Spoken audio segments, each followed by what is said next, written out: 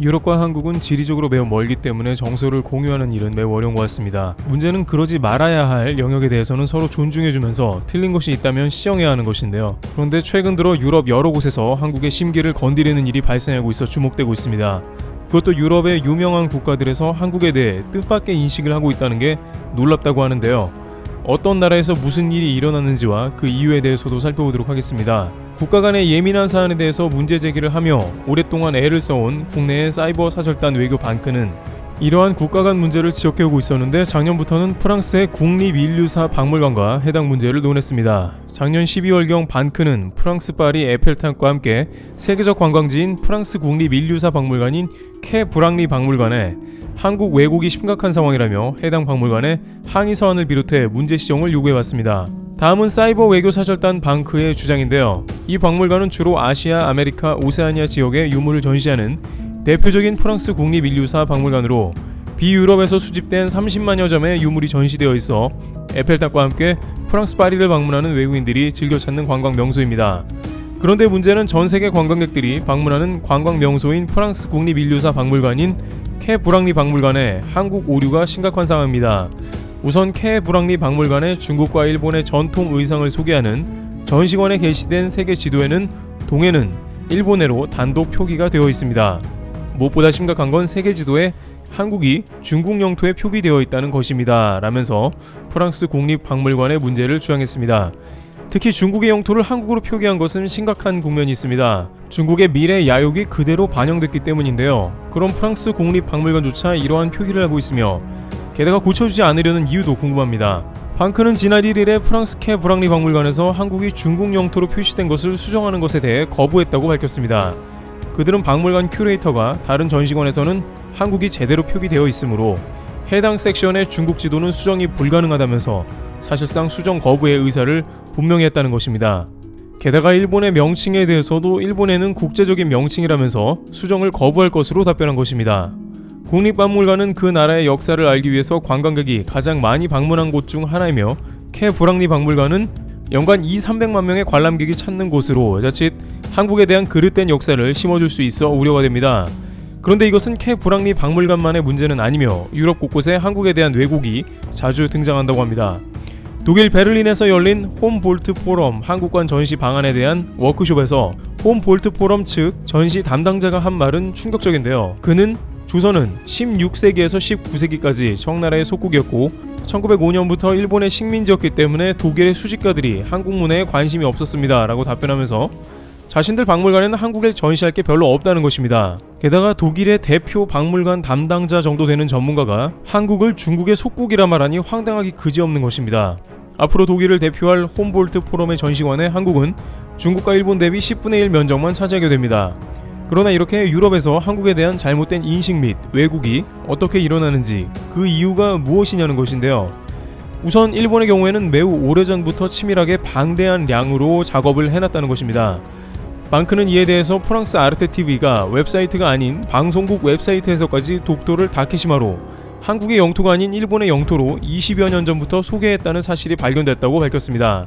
특히 프랑스 아르테TV는 유럽을 대상으로 7개국어로 번역하는 영향력 있는 방송국이므로 일본이 프랑스에 그러한 컨텐츠를 제공하고 배치해 놓으면 유럽 전역이 독도는 일본 땅이라고 인식하기에 좋다는 것입니다.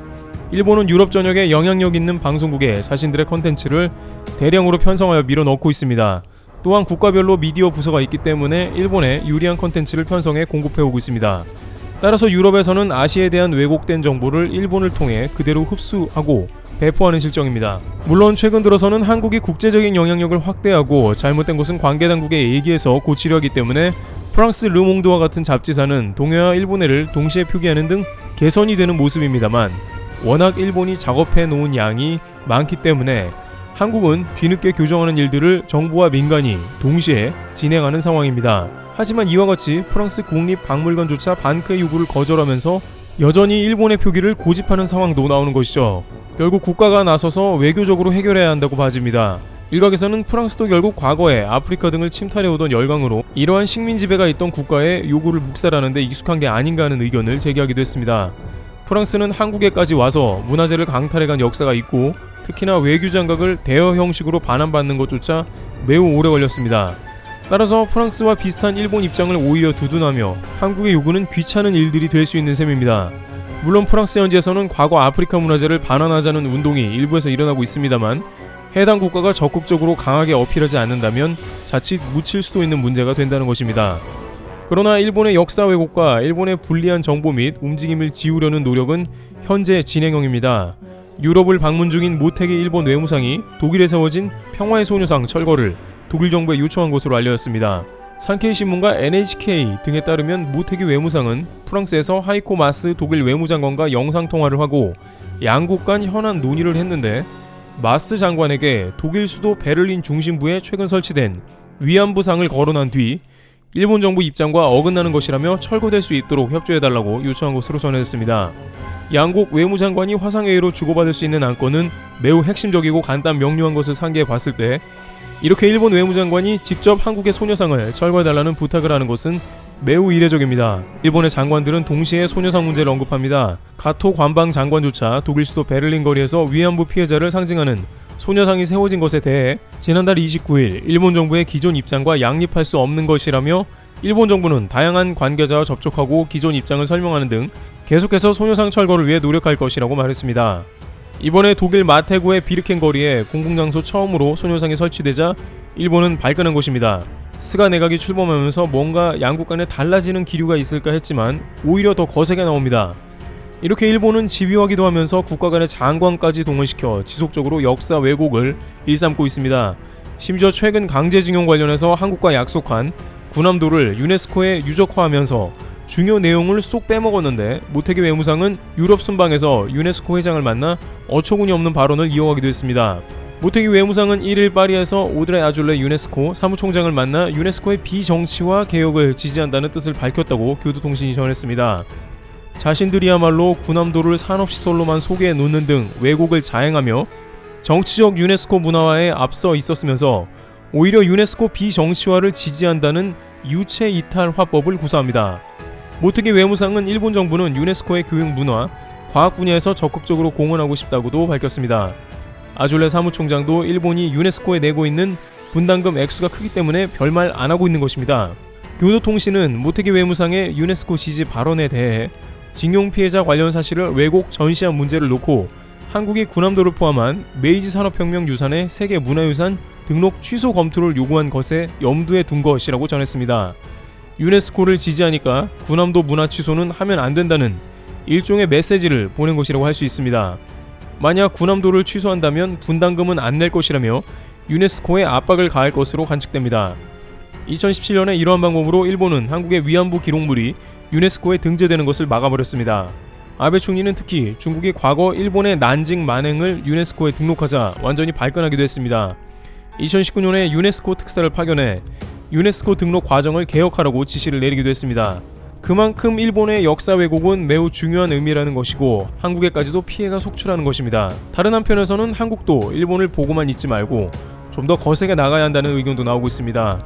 한국은 최근 코로나 바이러스로 인해 국가의 위상이 올라간 만큼 더욱더 이런 문제에 강하게 반응하면서 열강 등의 역사 왜곡 문제까지 정확히 짚고 넘어가야 하며 분담금을 늘리더라도 일본을 묵인하면 안 된다는 것입니다. 다행히 최근 한국의 경제와 위상이 많이 올라갔으며 일본은 중국과 러시아도 상대하느라 기세가 좀 꺾인 모양새입니다. 하지만 일본이 주춤하는 사이에 또다시 한국에 대한 왜곡을 일삼고 있는 세력은 중국이라고 할 수 있습니다. 중국은 1990년대 세계 무대로 본격적으로 나오기 시작하면서 중화 사상을 퍼뜨리기 시작했습니다. 그러면서 중국 근처에 있는 나라들에 대해서 과거 중국의 속국이나 별 볼 일 없는 국가로 치부합니다.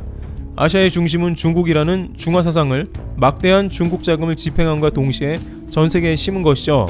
심지어 시진핑 국가주석은 트럼프 대통령과의 정상회담에서도 그런 식으로 이야기를 전했습니다. 한국은 중국 속국이라며 중국 정상 입에서 나온 말이라고는 믿을 수 없는 말을 한 것이죠. 이미 많은 중국 여행객들은 한국에 와서 중국인 가이드들이 경복궁 등을 보고 한국은 중국 속국이라는 얘기를 합니다. 중국에서도 소수 민족 등의 고유 문화를 인정하지 않고 점점 사라져가는 국면이 나오고 있는 상황인데 하물며 지리적으로 인접한 국가들에 대해서는 서서히 중국화시키려는 의도가 보이고 있습니다. 중국의 내인멍구 지역은 몽골 문화를 지키기 어렵고 중국 당국은 교과서를 모두 중국어로 대체하려고 합니다. 연변 지역의 조선족도 한글이 점점 퇴출당한다는 조짐이 나오면서 한국은 중국 땅에서 사라지는 것입니다. 그러면서 동시에 한국은 중국의 속국이라는 인식을 미국 대통령에게까지 설파하는 모습이 나오는 겁니다. 따라서 이런 상황이 나올 때 제대로 대응하지 않으면 추후 분명히 더 큰 문제가 발생할 수 있는 것입니다. 이와 같이 유럽에서는 일본과 중국의 오랜 기간 왜곡 작업에 후유증이 그대로 남아 아직까지도 영향이 있는 상태입니다. 한국은 잘못된 정보를 최대한 바로 잡아서 한국에 대한 그릇된 인식이 없도록 전 세계에 제대로 알려야 할 것입니다. 트리블 튜브 여기서 마치겠습니다. 감사합니다.